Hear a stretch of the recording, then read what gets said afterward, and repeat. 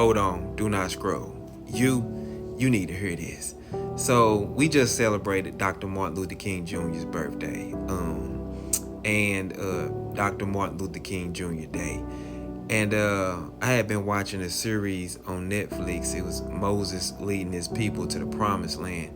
And I was just like, wow, like the parallels are so profound that, man, you can't tell me there ain't no God.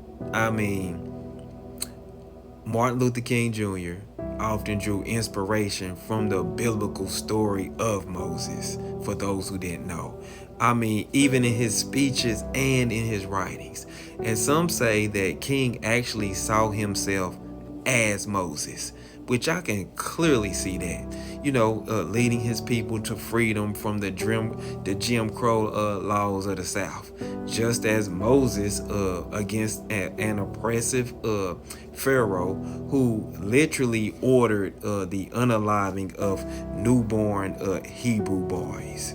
So they both led their people to freedom, right? Respectfully.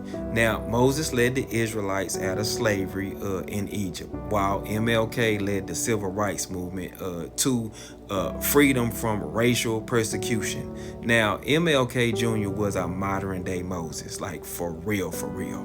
Now, both are front and center on deliverance and inequality, prejudice, and subjugation. Now, their hearts literally burn for their people. We know this because we seen it. And as they led their people to freedom and self-determination, now they both had the vision, and God had already taken them to their respected promised lands. And they each didn't believe in what it was, but they was both believing on what it was gonna be. But peep game, Martin Luther King Jr. said he had been to the mountaintop. Y'all remember that? He even compared himself to Moses, saying that he had been to the mountaintop and he had seen the promised land. Moses too also said that he had saw the promised land of Israel from Mount Nebo.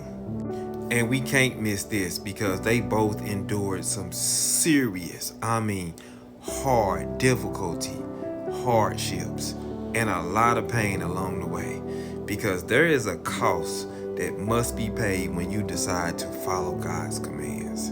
And I'm sure each questioned God at times, even if they were even doing the right thing, even though they were listening to him. And I'm pretty sure they got upset with God at times. I can assure you that. I know I would have. And they too also had haters, and even those who followed them and questioned them at every turn, and some even doubted their leadership.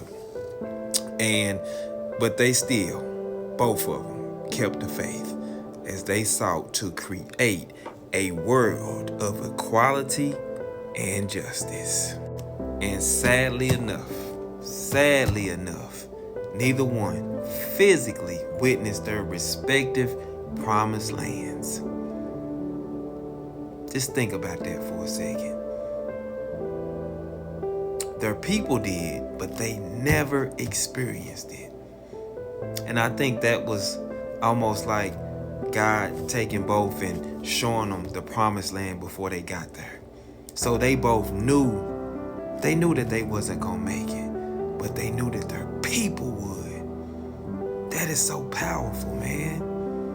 That is divine. That is God's hands all over that thing. His DNA is everywhere on that thing. What a powerful. These two individuals, man, you talking about a story. Moses never entered the promised land of Canaan. And Dr. Martin Luther King Jr., who was assassinated before seeing the full racial equality in America.